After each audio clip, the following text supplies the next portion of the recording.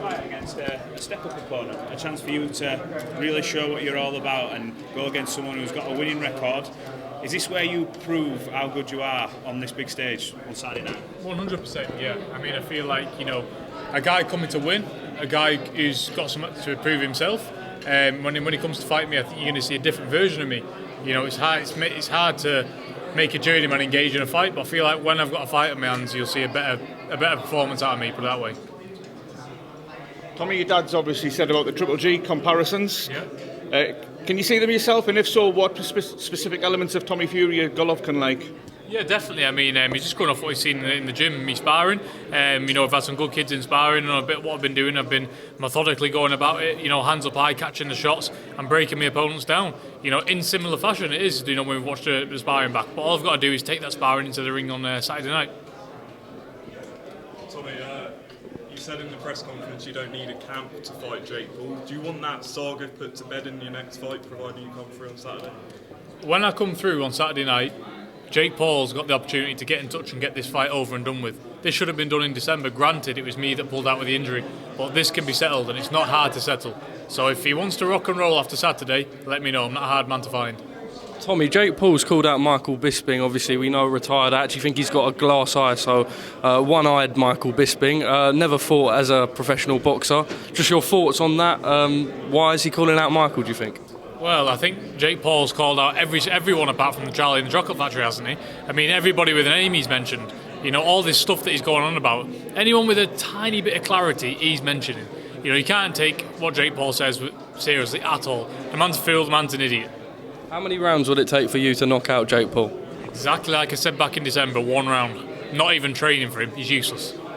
Thank you, media. Tommy, have you got anything special planned for your ring walk? Because it's going to be special fun to all them fans. Yeah, it's good. I mean, I'll be in the zone. I've got a hell of a song playing. Definitely happy with the song choice. So I think everybody's going to be bouncing around. So can't wait till Saturday. Tommy, can I get a specific prediction for the main event, please? Yeah, I don't see the main event going past 6 rounds. The way Tyson's looking in the gym, I feel so sorry for Dillian Whyte, and I just don't see him causing Tyson any problems whatsoever. Tommy, is there a part of you that wants to draw a line under the whole Jake Paul thing so that you don't get drawn into just being that type of fighter who's looking for that YouTube kind of payday? Yeah, I mean, listen, at the end of the day, I'm here and I'm fighting legitimate boxers who have fought all their life. I'm stepping up on Saturday. I'm not fighting retired UFC fighters, and that's that. But like I said before, I'm not a hard man to get hold of. If he wants this fight, which he needs, or judging on the last pay-per-view numbers, if he wants the big numbers, he knows where to come. Fury's the biggest name in boxing right now. In boxing terms, he needs us. Since that fight, have you had any sort of conversations with him about getting that fight, negotiations going again? Yeah, it's been back and forth. At the end of the day, that's why I have a team, and a great team in that. I truly believe that fight will be put to bed this year.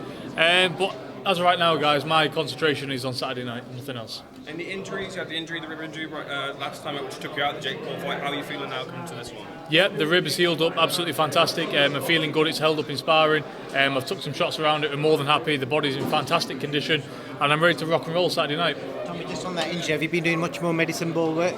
Yep, still doing the medicine ball work because that's not what caused the injury, like I said. But at the end of the day, training's gone fantastic, left no stone unturned. I'm ready to show you on Saturday night what we've been doing. Tommy, I don't want to take up too much of your time, but obviously you've got your dad John here with you, with Tyson as well. Very, very proud moment for him. 94,000 Wembley Stadium. How much does it mean to you to have obviously yourself, your brother Tyson and John? Yeah, definitely. It means the world to have everybody here watching. Obviously, my dad hasn't been there for my last fight because it was in America, and he hasn't been there for the last years because Tyson was always fighting in America. So it's amazing that he's here to watch his 2 sons fight on the same bill at Wembley. 94,000 doesn't get any better. Tommy, you said Tyson's the biggest. Fury's the biggest name in boxing. Tyson's talking about retiring. Is that really going to happen? Is he going to pass up the undisputed opportunity? I mean, we've seen Tyson come and go in his career. He's retired plenty of times. Will he go away after this one? I think so, yes. But will it be the last time you ever see him in the ring? I don't know. Thank you.